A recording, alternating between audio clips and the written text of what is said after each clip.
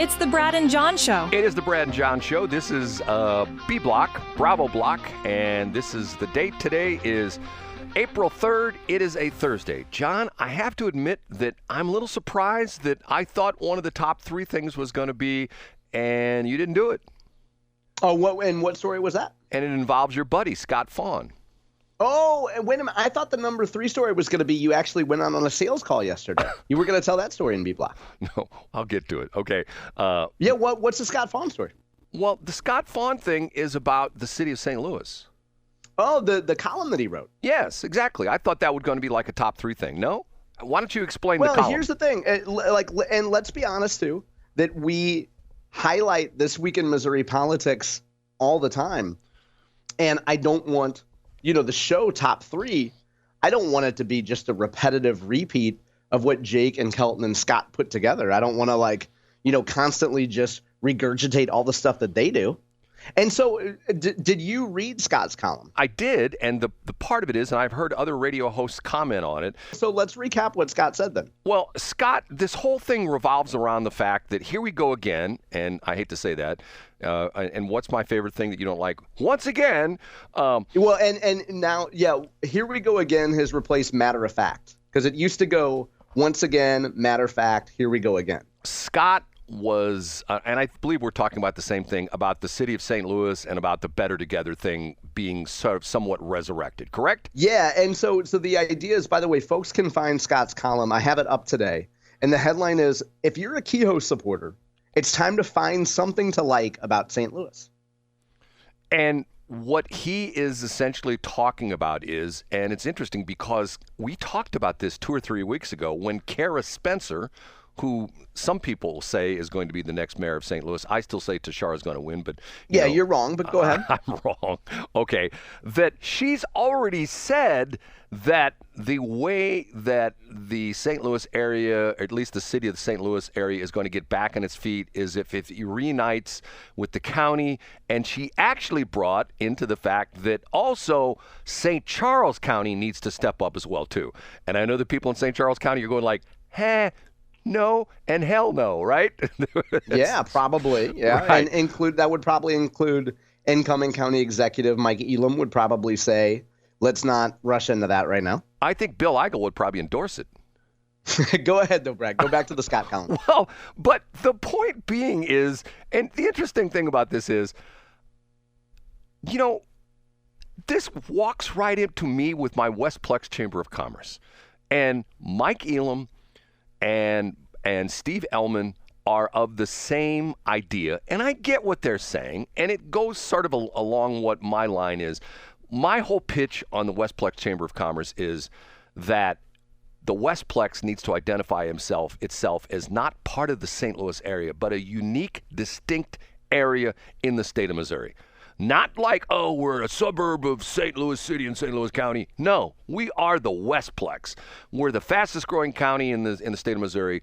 I think that one of the chamber meetings I was at, somebody said it's the highest per capita income county in the entire state of Missouri.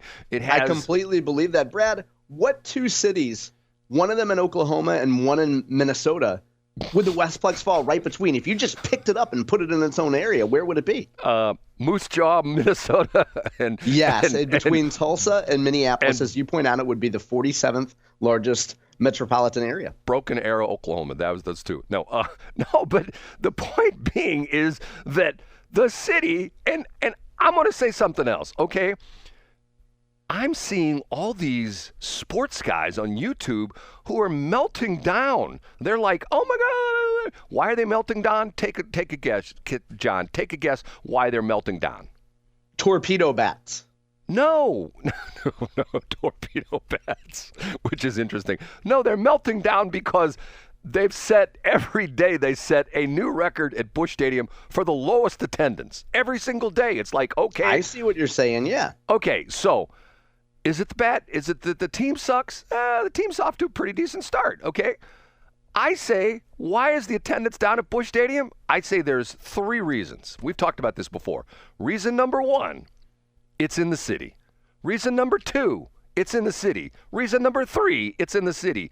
Nobody wants to go there anymore And you could tell the sad thing is, Brett, sorry to interrupt, but the sad thing is folks didn't listen to Tashara Jones' press conference yesterday when she reminded everybody that the city is safe and crime is down. They clearly need to spend more time listening to messages from City Hall. Go ahead, though, Brad. What's interesting about this is there's going to be a time, maybe in a couple months, when you say that Tashara is going to win and she'll be out of the office. No, I say Cara's going to win and Tashara will be out of office. And that's a fact, and that'll happen in a week. Cara Spencer is going to win. Tashara is going to be out of office. Okay, right. It's going to be the same thing that's happening with all these reporters who sat there in the press room and never asked one question about the fitness of President Biden, and now they're flocking to put out books about, oh my God, you won't believe the behind the scenes. I read excerpts yesterday from another book which is coming out, which to me was scary as hell. The excerpts were talking about they were prepping Biden for the infamous debate, and they're talking about how they were trying to get him to stand up for 90 minutes, and after like 30 minutes, I got to go sit down. And, and after 15 minutes, I can't do this anymore. And they're talking about how he's babbling incoherently and stuff like that. Okay, the press knew this. Why didn't they say anything? And here's the same thing. The Post-Dispatch knows this because they're downtown St. Louis. Channel, which TV station is still in downtown St. Louis? Channel 5 is still in downtown St. Louis, although they're moving, which is sort of interesting. I heard it was News Plus. I heard a radio and traffic and weather together guy got a station together called News Plus. I would never have my operation in St. Louis City. Nothing. Go ahead, Brad. But the point I'm trying to distract you. The point being is the press is carrying water for Tashara, essentially saying, crime, no crime. It's like there's that classic, if you've ever seen this bit, there's the classic CNN news story where a reporter is doing a stand-up and there's a building behind him on fire, in flames, and he says, well, there's no violence going on right here in Minneapolis. Remember that? Did you ever see that one? Yeah, and Brad, I know that you don't do modern social media like Twitter or Instagram, but I often use that meme because the headline says mostly peaceful protest. Right, mostly fiery, but mostly peaceful. Right, there's a building on fire behind the dude. Yeah. And Brad, you brought up a great point earlier. Let's get back to your original point. You brought up originally Scott Faughn's column, and then you brought up you bobbed and weaved over to your friend and mine, Mike Elam, who has a good chance to be the next St. Charles County executive. Your point is a lot of regional guys like Mike Elam and Steve Elman would tend to say, hey, we rise and fall as a region. We can't be pulled under by the undertow of St. Louis City and St. Louis County. Well, what if, Brad, and I'm going to make a wild supposition here. Because Mike Elam has so much experience in government, because he's such, in my view, a clearly intelligent guy, what if Mike Elam knows that St. Charles County can't be pulled shouldn't allow itself to be pulled under by St. Louis City and St. Louis County. So what if, as a St. Charles County councilman, he talks about cooperation, talks about how we need to be together with the region, and builds inroads with folks in the city and the county, and then gets elected, and you look at his actions, and he focuses almost exclusively on St. Charles County. In other words, what if Mike Elam knows that he has to say all the right stuff about building the region and blah, blah, blah, we rise and fall together, and then goes out and puts St. Charles County first, and his actions show, to hell with St. Louis County, to hell with the city. We're not going to be dragged down by those losers. In other words, Brad, he can't put he can't do a Westplex first campaign when he has to make nice with people during a campaign, but he gets in office and says, you know what? Westplex first, St. Charles County first. Well, I think he's saying that already, but his point is, which the same point that Scott Faughn makes, Scott takes it one step further, if I'm not mistaken.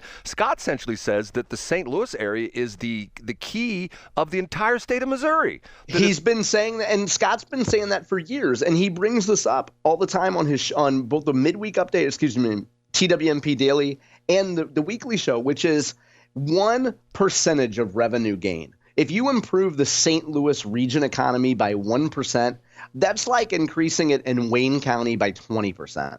Like the folks who get government cheese in the boot heel are having it paid for by businesses and taxpayers in St. Louis County and not St. Louis City, but St. Louis County. We are the economic engine of the state of Missouri. And even rural folks understand that. I get it. and what's frustrating to me about that is that if you look at that from the region more and more every day, and I'm not talking about just Franklin County. I mean, I'm not St. Charles County. Franklin County, Jefferson County, what they call the collar counties, essentially the collars that surround on the west side, obviously Jeffco to the south, Franklin County to the west and southwest, and obviously St. Charles County to the west and northwest.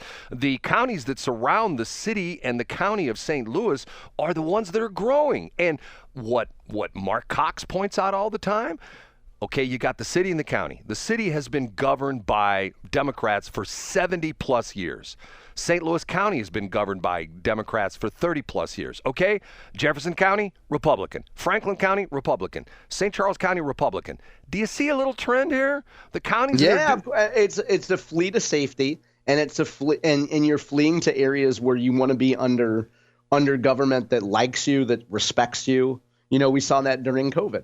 Why do you think so many civilized people are leaving St. Louis County for greener pastures? Because you don't have nutbags running it like you do in the city. You know, I mean, this is so crazy. To me, every time I hear this, I think to myself, and I read Jane Duker. You said I don't go on Twitter. I read Jane Duker's posts almost on a weekly basis. There's a woman who is like on a one-woman campaign to essentially say, and you say she actually moved into the city. Isn't that what you told me? She moved into the city? Yeah, Jane is in the city, yeah. Okay, she's on a one-woman campaign to essentially say, open up your eyes and see what the hell is going on here. And what's crazy about this is, let's pick out Jamestown Mall, which is gone now, so we can use it. We won't use it as a bad example. Okay, let's say Jamestown Mall has a problem with a bunch of young kids hanging around there and hassling some of the patrons that got money. There's some of the customers. Right. Okay. So a Galleria type situation. Right. What would the ownership of Jamestown Mall do? They would hire security. They would hire a couple more security guards, maybe even do what they call, secondary employment of county police officers. Matter of fact, I go in from time to time. I go into the Wally World on St. Charles Rock Road in Bridgeton, and they have not just a security guard, they have an off-duty Bridgeton police officer who's working secondary security there, okay? So, and if you brought in more security and essentially not hassle the kids, but say, kids, look, you know what? We appreciate you coming in. You know what? Knock off the trash talking or get out of here. Right, or get out. And don't give me any lip because of the fact that if you don't get out, we're gonna press charges against you for loitering. Okay, and the problem goes away. Okay, the city of St. Louis has a crime problem. How do you combat crime, John? It's pretty simple. With police. Yeah, you have more law enforcement officers. You have more security. See, the crazy thing about it is, I went to, beginning of this year, the very first event I went to was the 10-year anniversary of the St. Charles County Police Department. And some people will say, well, how come it's only been in business for 10 years? Well, because of the fact that up until 10 years ago, it was operated as a sheriff's department. I don't know all the ramifications, but they switched over from it. They still have the sheriff, which has duties, the jail and stuff like that, and process serving, but they switched over to the police department, okay? And they had all these people stand up, including Governor-elect Kehoe. I don't think he was actually... You're right, he was not in yet. Yeah. Sworn in at that point in time. Talk about the fact that, and Steve Elam talked about it again, why do people move to St. Charles County? I know, I'm raising my hand, Brad. It has to do with crime and safety, and the secondary one is schools. Right. And why do people leave the city of St. Louis, John? Because they don't have Klondike Park. Because the same two reasons. The sad part of this is, if this were a corporation and the city of St. Louis had stockholders, and the city of St. Louis, their stock was going into the toilet, the stockholders would say, look, turn it around, or we're going to ride this thing down to zero as far as the stock's concerned. And there would be a purge of the board members, correct? There would be. Yeah, you're absolutely right. We're going to get new management. We're just going to start fresh. All you guys are gone. Right. New board comes in. Okay, we're turning the ship around. We're going to make this sucker profitable again. And we don't care what it takes, but our goal is to bring back stockholder value. And to a certain extent, if you live live in the city of St. Louis, you're a stockholder, or John's one. I've won. Every time I hear this term, I think to myself of the Raging Cajun when I hear the term stakeholder. Stakeholder. Yeah, I am not a St. Louis City stakeholder, but a lot of people are. Stakeholder. And Brad, I would still be aggressively short St. Louis City.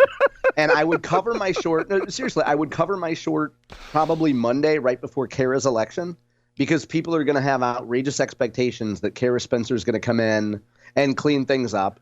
And if you're a kid in at the corner of Natural Bridge and Kings Highway, you're not suddenly going to start following the rule because some sweet white lady who went to Parkway South High School and was a cheerleader is suddenly running the city. Like, you're not going to start improving your behavior. So I would cover my short.